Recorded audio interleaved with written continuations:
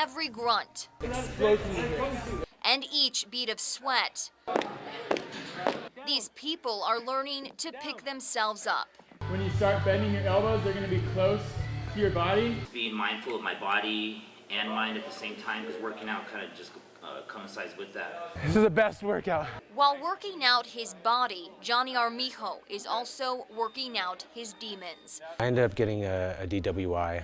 I ended up getting into the recovery court program with Judge Benavides. Best thing that's happened to me. For Armijo, this is more than just a workout. It's how he fights his addiction. We got to look at our decisions that we're making. It's called Addict to Athlete. After the group of about 20 recovering addicts works out at Omni Strength, they meet in a group session. All the energy I put into my workout, I just channeled it out into a positive way. Armijo got involved with Addict to Athlete after being placed in Metro Court's year-long recovery program. Johnny came into the program on his third DWI violation. Chief Judge Edward Benavides oversees the recovery program and calls Armijo a shining star. He's been able to overcome his addiction issues by embracing the program, embracing sobriety. Now, 2 years sober, Armijo is still in recovery. But he's also helping others stay strong through their fight. We're all in the same boat, we're all doing this together. Because it's this group that keeps him above his vices. It's really neat to just be a part of all these people's lives and just watch them grow while I watched myself grow. They're my sobriety. Rebecca Atkins, KRQE, News 13. When the sun rose Thursday morning, today we will run, we will laugh, we will cry, we will share memories. A mother could be seen running away from darkness. When we feel the wind on our face, we know it's her. And toward light. It's been 3 years. I'm heartbroken all over again. Since Pamela Foster's 11-year-old daughter, Ashlyn Mike, and 9-year-old son were kidnapped on the Navajo Nation, just miles from the Shiprock Peak.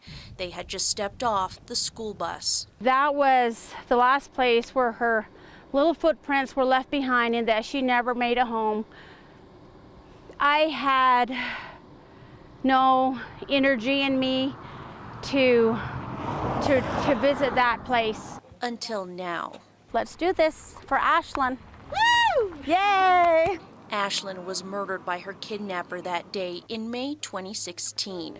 Her little brother escaped. All right, Pam. That's what brought Foster back. We can do it. Yes, we can.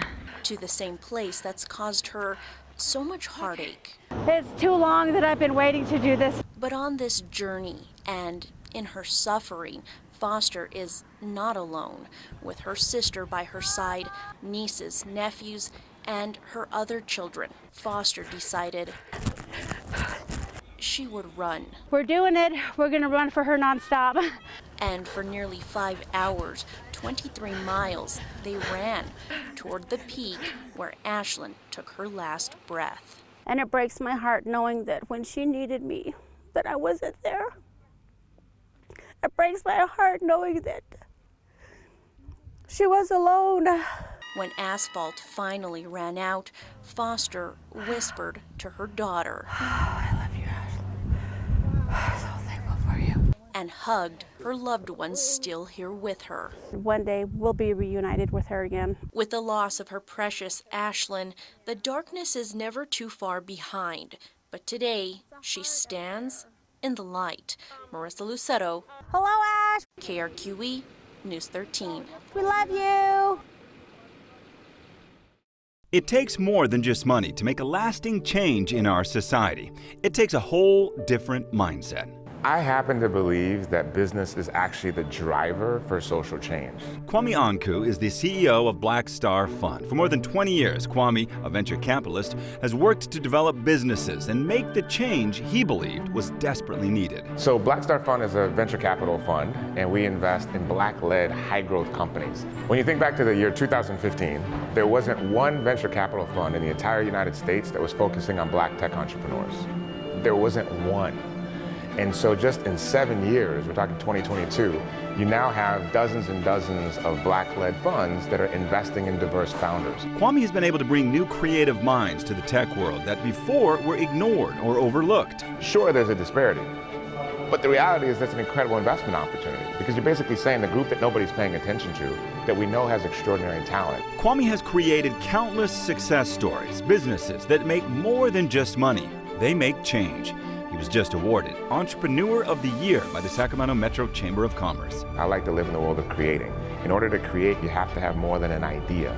You have to have resources. So when you think about the fact that businesses can employ people to solve big problems, and then those folks are able to have lifestyle and livelihood and wealth creation, generational wealth creation for their families, but together we can uplift everyone through successful business, which is one of the reasons why I'm so committed to doing what I do. Ask Kwame what it takes to be successful, and his answer is easy. I've come to see that there's entrepreneurs, wantrepreneurs, and everybody else. So entrepreneurs, they don't make excuses, they make things happen. They don't complain, they create. And so that's how I operate, but then I'm also attracted to people who have that mindset because I know what we can do together. In other words, it's not just about the money, it's about community. In Sacramento, I'm Richard Sharp, Fox 40 News.